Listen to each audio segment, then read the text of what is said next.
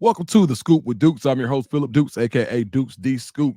Check me out on Twitter and Instagram at DukesTheScoop. And please be sure to hit the like and subscribe button. Today, this is the Auburn Scoop, the AU Scoop. And before we get here, could you go to the description, scroll down, and become a member? We got varying levels of support, and all support is welcome. But we're here. I'm not going to be here for a long time today. We're going to talk about the Friday scrimmage. Today is August the 8th. There was a scrimmage today.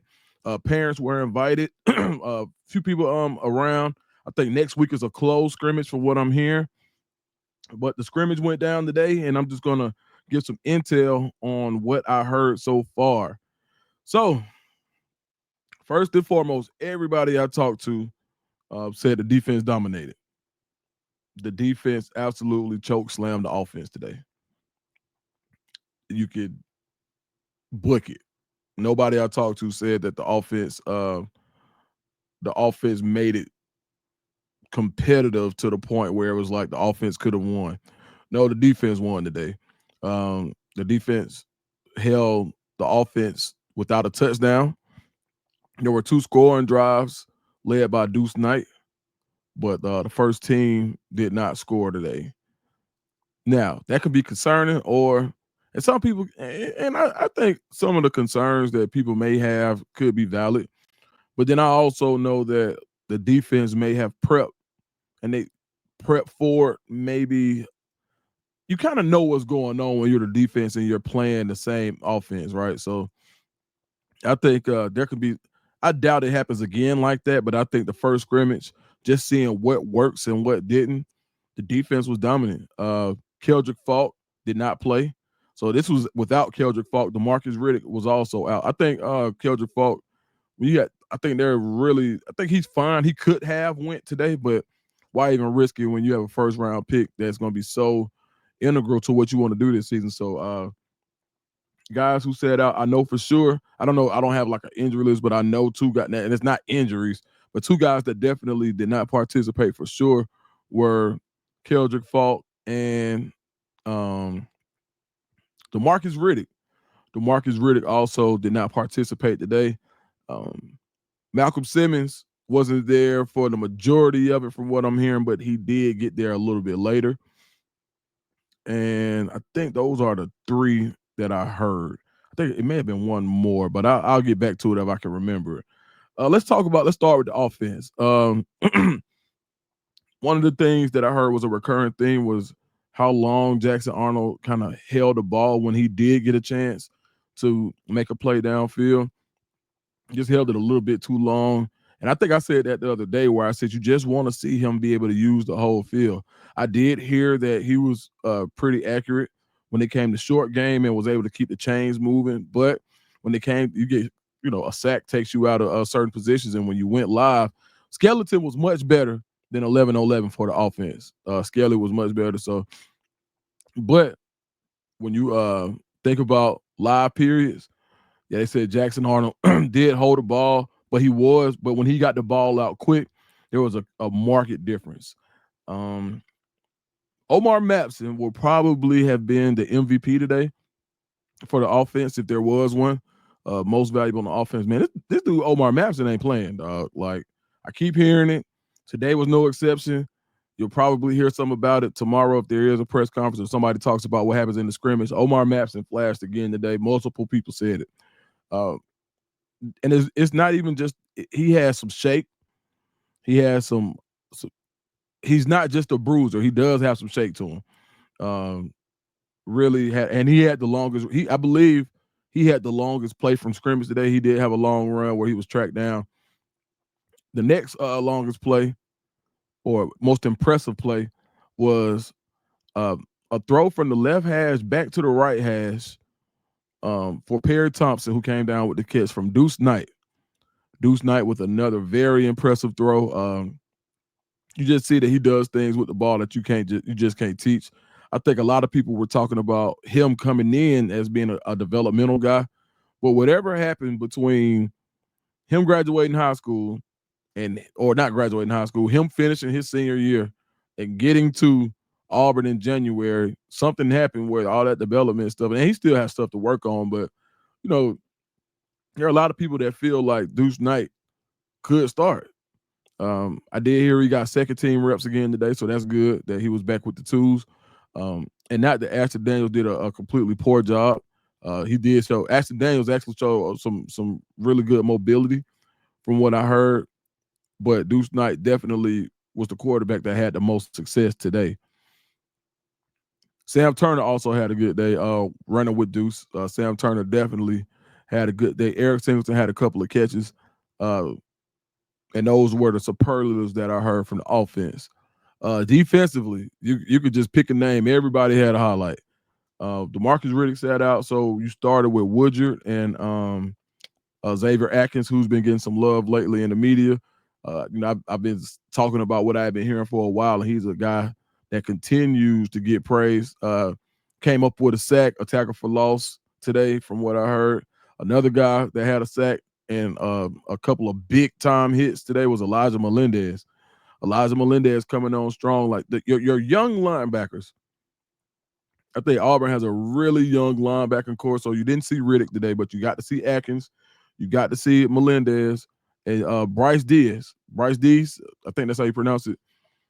But Bryce, or they call him Juice, another guy that flashed today. Defensive line play, Amaris Williams started out in place of Keldrick Faulk. He was very disruptive today. He got to the quarterback at least once. Kieron Crawford, Chris Murray, also very active today. Like it was, from what I heard, they lit like, there was twists and stunts. It was a lot going on for a scrimmage, but they were getting home. And when you have a veteran offensive line, sometimes you do want to just throw some stuff at them because you're going to have to pick that up as you go into the season. And when you've got guys who've played as much as these guys have, sometimes you're like, you know what, throw the book at them. Let's just see. I think the defense did throw a lot at the offense today, but I believe that was by design. We talked about linebackers. We talked about D-line. Secondary, again, showed up big time. Jay Crawford surprisingly had the biggest hit of the day. Not surprisingly. Let me say that. Not surprisingly. It's not surprising that Jay Crawford had a big hit. If you're familiar with Jay Crawford, he's been hitting his whole life.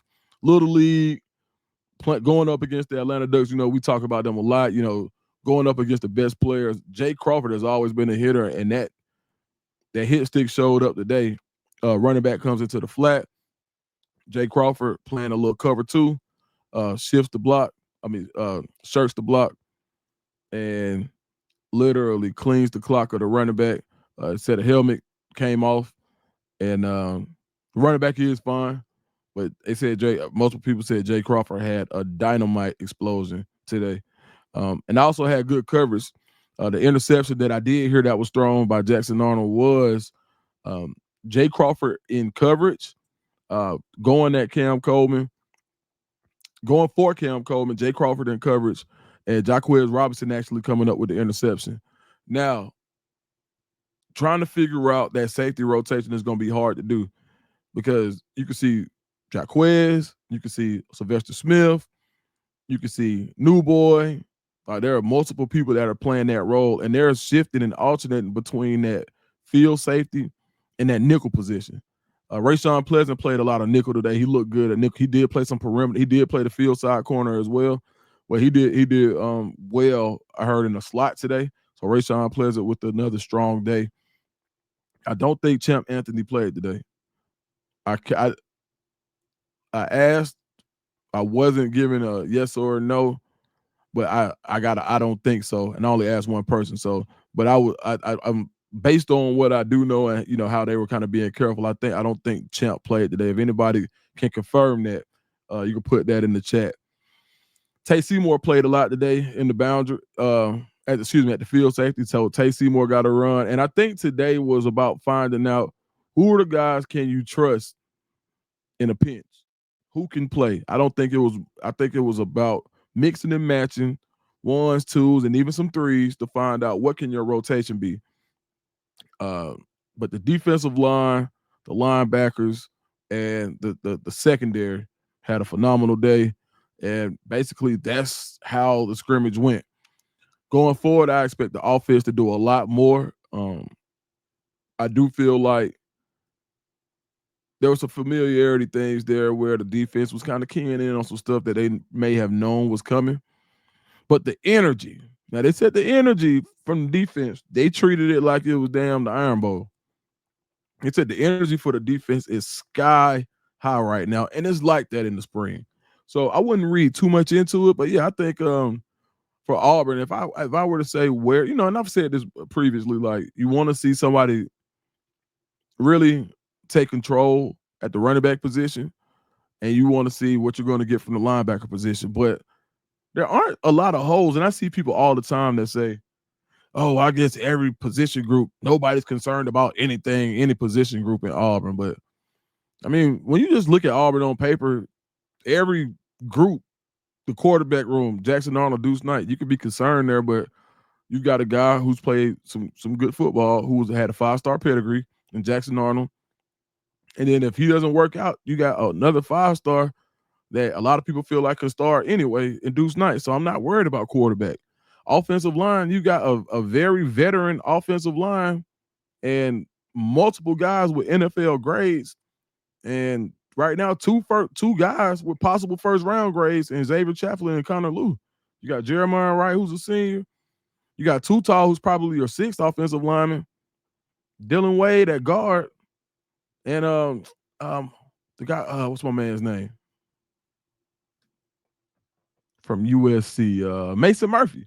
Yeah, you got Mason Murphy at the other tackle. So, I mean, I don't feel. I mean, maybe okay. So offensive line, I feel like you should be okay. Tight end, maybe you would want to see some more athleticism there. I think Preston Howard would be fine, but you could upgrade a little bit at tight end, I would think. And no slight to Brendan Fraser, but you do. I don't think you have anybody who presents some of the athleticism like a Rivaldo Fairweather.